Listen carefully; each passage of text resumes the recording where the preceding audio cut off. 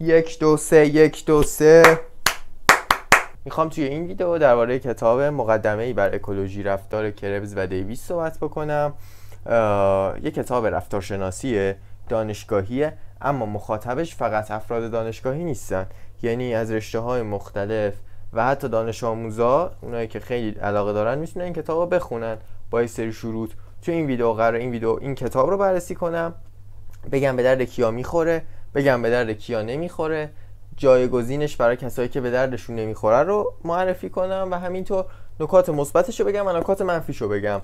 پس همراه باشید. این کتاب یه کتابیه که رفتارشناسی رو از بعد اکولوژیک بررسی میکنه. یعنی چی؟ یعنی از این بعد بررسی میکنه که هر جانور و هر رفتاری که انجام میده چه مزیتی به دست میاره، چه مزیت تکاملی به دست میاره که اون رفتار باعث ژنهاش تثبیت بشه، ژنهاش منتقل بشه. و 15 تا فصل. متنش نسبت به کتاب‌های دانشگاهی سبکه. اگر ریاضی بلد باشیم میتونه خیلی کتاب راحت تر باشه. ریاضی در حد ریاضی 10 دبیرستان، 11 دبیرستان تو این مایه ها. و اینکه میخوام الان نکاتش رو بگم و فصل به فصلش رو یه توضیحات کوچولویی درباره‌اش بدم. کتاب به درد بچهای المپیادی میخوره، یعنی بسیار بهینه است برای اینکه بچه‌هایی که المپیادیستی ان، چه تو سال 10 چه تو سال 11 و با یکم ارفاق تو سال 9 استفاده بکنن ازش. پس تیک بچهای المپیادی میخوره. افرادی که علوم انسانی میخونن، مثل رشته‌های اقتصاد، مثل رشته‌های جامعه شناسی، مثل رشته‌های انسان شناسی، فکر میکنم این کتاب بتونه خیلی بهشون کمک بکنه. و همینطور افرادی که مهندسی دارن میخونن، نمیدونم چقدر میتونه بهشون کمک بکنه، اما این کتاب حجم زیادی توش تابع داره. یعنی بچه ها باید تابع بلد باشن تا بتونن با کتاب خوب مراوده داشته باشن، و کسایی که تابع بلدن خیلی بهتر میتونن ازش استفاده بکنن.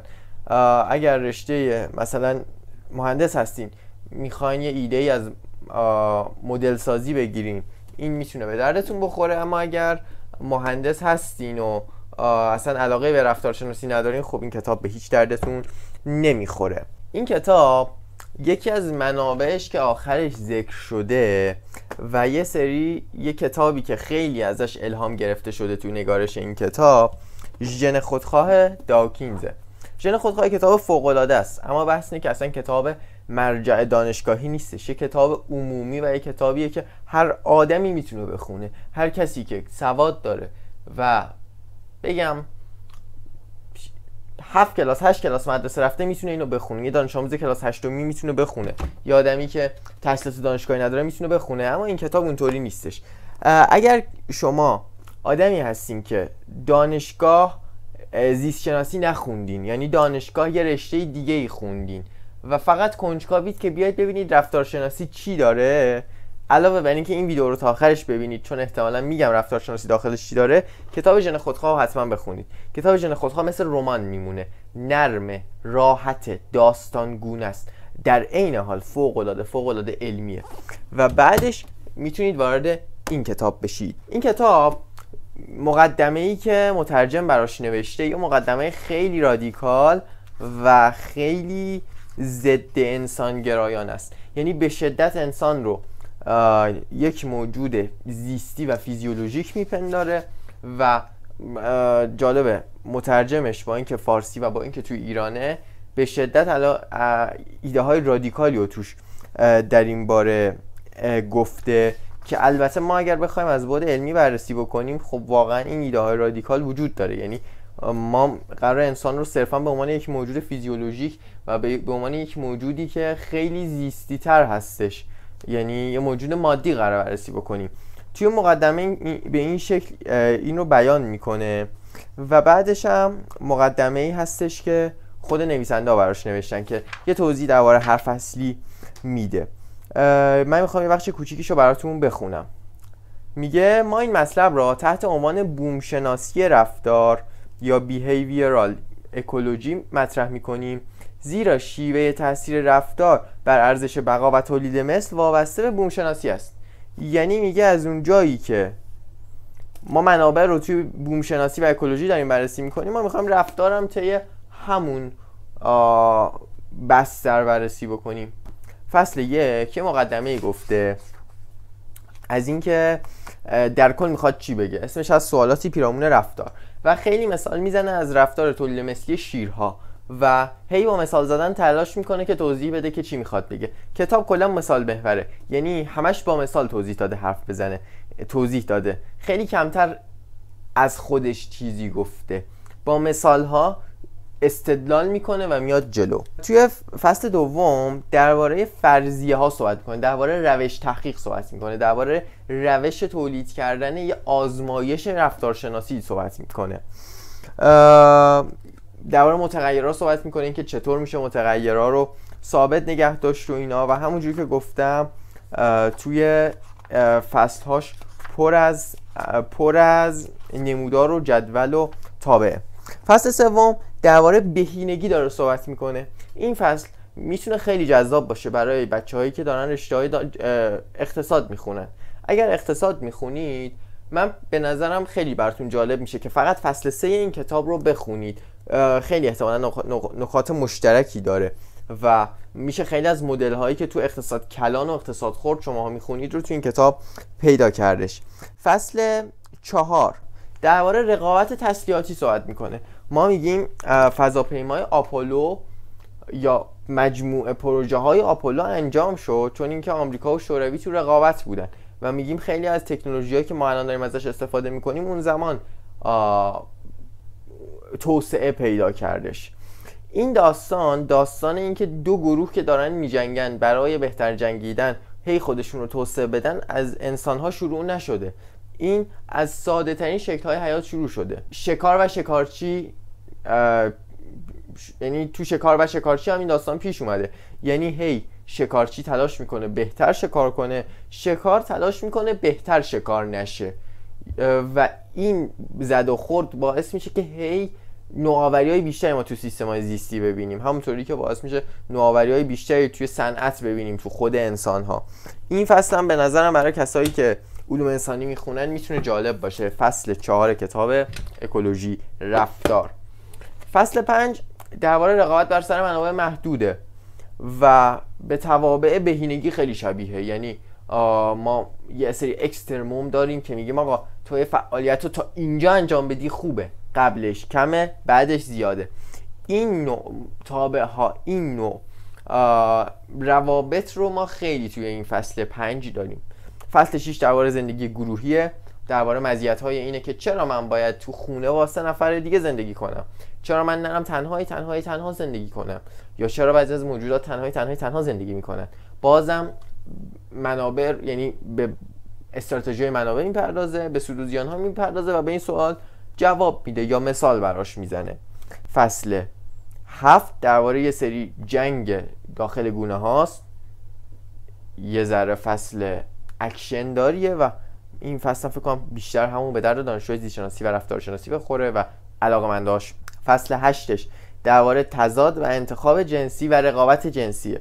این موضوع احتمالاً از جذاب‌ترین موضوع برای ما باشه. درباره اینکه مثلا میگم چرا ما تو انسان زن و مرد هامون با هم تفاوت دارن اما تو خیلی از گونه ها ندارن. کلا مفهوم زن و مرد از کجا اومده؟ مفهوم این که یکی بهتر شنا کنه و یکی منابع غذایی بیشتر داشته باشه، این منشأش کجاست؟ این فصل فکر میکنم خیلی جذاب باشه، مثل پادکست عصر حجر. پادکست عصر حجر درباره این مسئله صحبت کرده و خیلی از نظر زیست شناختی جذابه. فصل 9 درباره مراقبت والدینی صحبت میکنه، درباره اینکه چرا احتمالاً والدین بچه‌هاشون رو دوست دارن، چرا ازشون مراقبت میکنن، چرا از یه جایی به بعد مراقبت نمیکنن. فصل 10 درباره استراتژی آلترناتیو. استراتژی آلترناتیو یعنی اینکه تو بیای روش‌های متفاوتی که یه نفر کار انجام میده رو شرح بدی. مثلا میگم یه نفر با ماشین میره سر کار، یه نفر پیاده میره سر کار. ما بیایم سود و زیان‌های اینا رو بررسی میکنیم و میگیم چرا اون این انتخاب رو کرد، این یکی این انتخاب رو کرد. فصل 11 بسیار الهام گرفته از ژن خودخواه و حتی توی عنوانش هم آورده، گفته خودخواهی یا فداکاری. این سوال که ما موجودات زنده به ذات خودخواهیم یا به ذات فداکاریم، که داکینز توی عنوان کتاب داره توضیح میده که ما خودخواهیم. و حتی اگر فداکاری هم میکنیم از سر خودخواهی مونه که فداکاری میکنیم. فصل 12 درباره همکاری های بین ماهی ها، پستانداران و پرندگانه. این یه شکل همکاریه. شکل قشنگترش که تو فصل 13 بیان کرده رفتارشناسی حشرات اجتماعیه. رفتارشناسی حشرات اجتماعی خیلی با پستانداران، ماهی یا پرنده ها فرق داره سر یه چیز، این که توی این گروه پستانداران و فلان و فلان تقریبا اون نسبیت آدم ها با پدرشون، مادرشون، خواهرشون و برادرشون یه عدد مشخصیه، توی حشرات یه عدد دیگه ایه و این متفاوته. این باعث میشه که سود و زیان ها توی حشرات و توی حشرات اجتماعی و توی اون یکی ها با هم متفاوت باشه و با هم شکل هم نباشه. مثلا شاید یه جایی من مجبور میشم برده بشم و به نفعمه که برده باشم مثل حشرات اجتماعی، یه جایی من به نفعمه که خود مختار باشم مثل پستاندارا، پرنده ها و ماهی ها. فصل 13 به نظرم قشنگترین فصلشه. فصل رفتارشناسی حشرات اجتماعی ژن خودخواه هم به نظرم قشنگترین فصل این کتابه. فصل 14 درباره سیگنالینگ و تکامل صحبت میکنه، درباره پیام رسانی، همون کاری که من الان دارم با شما میکنم، فقط الان وسیله من یوتیوبه که روی اینترنته، میتونه وسیله اینستا باشه یا میتونه وسیله روش‌هایی باشه که متفاوته. مثل چی؟ مثل داد زدن، مثل صوت، میتونه تولید یه سری مواد شیمیایی باشه مثل گربه ها که با این شکل ارتباط برقرار میکنن، میتونه کلی روش دیگه باشه. پس فصل 14 که آخرین فصل کتابه، آخرین فصل اورجینال کتابه، درباره سیگنالینگ و پیام رسانی صحبت کرده. نکته جالب ترجمه شده تو کتاب اینه که مترجم یه فصل 15 رو به کتاب اضافه کرده که یک مقاله دیگه است خارج از کتاب که صرفا اونو آورده گذاشته و تنها ارتباط این مقاله با کتاب اینه که اون مقاله ویراستارش نویسنده های این کتاب بودن، یعنی نویسنده های اون مقاله نویسنده های این کتاب نبودن و من حقیقتا نتونستم خوب اون مقاله ها رو بخونم، یعنی ادبیاتش با ادبیات کل کتاب خیلی فرق داشتش، برای همین درباره این فصل نظر نمیدم. اما فصلی که من اون زمانی که داشتم کتابو میخوندم باهاش حال نکردم. کتابیه که نسبت به تقریبا همه منابع دانشگاهی لحن ساده داره، نسبت به همه منابع دانشگاهی لحن داستانگونه تری داره، اما به خاطر اینکه توش تابع زیاد استفاده شده برای بچه‌هایی که کمتر از کلاس دهمن تقریبا مناسب نیست چون متوجه نمیشن، برای افرادی که رفتارشناسی یا زیست شناسی دوست دارن مناسبه، برای افرادی که تابع دوست دارن خارج از این که تو چه چارچوبی باشه کتاب جالبیه، خیلی دوست خواهند داشت. برای کسایی که اقتصاد میخونن، جامعه شناسی میخونن یا تاریخ میخونن، قسمت‌هایی از کتاب که گفتم میتونه جالب باشه، قسمت‌هایش میتونه جالب نباشه. و برای کسی که به رفتارشناسی علاقه نداره کتاب خوبی نیست. برای کسی که رفتارشناسی تو کار یا توی حرفش کاربردی نداره کتاب مناسبی نیست.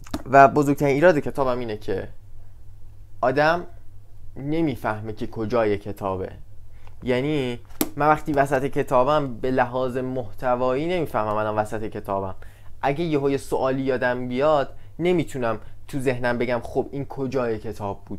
انگار کتاب خیلی یک نواخته و فقط مثال ها رو کنار هم چیده. انگار من بیام فاصله بین فصل ها رو حذف کنم هم اتفاقی نمیفته. این بدیه کتابه. اما کتابی که تاش میخونیم معمولا یادمون نمیاد که کتاب مستقیم به ما چی گفته، چون کتاب حرف نزده، کتاب فقط مثال ها رو توضیح داده، اما میتونیم دیدگاه پیدا کنیم. این میتونه نقطه ضعفش رو پوشش بده و ارزش مطالعه کتاب رو بیشتر بکنه. اگه کتابای دیگه هم خواستین توی زمینه‌های کتابای زیست شناسی که من بررسی بکنم تو کامنت ها بگید. اگه کتابو خونده بودم بررسیشو میذارم، یا اگر کتابو نخونده بودم با کسی که خوندم صحبت میکنم و ویدیوش رو میذارم. امیدوارم لذت ببرید. لطفاً منو حمایت بکنید. اگر تا اینجای ویدیو رو دیدید حتما دیگه شما به درد کانال من میخورید دیگه، پس تا اینجا رو دیدید حتما لایک و ساب و همه این چیزایی که واسه یوتیوب هست رو بذارید.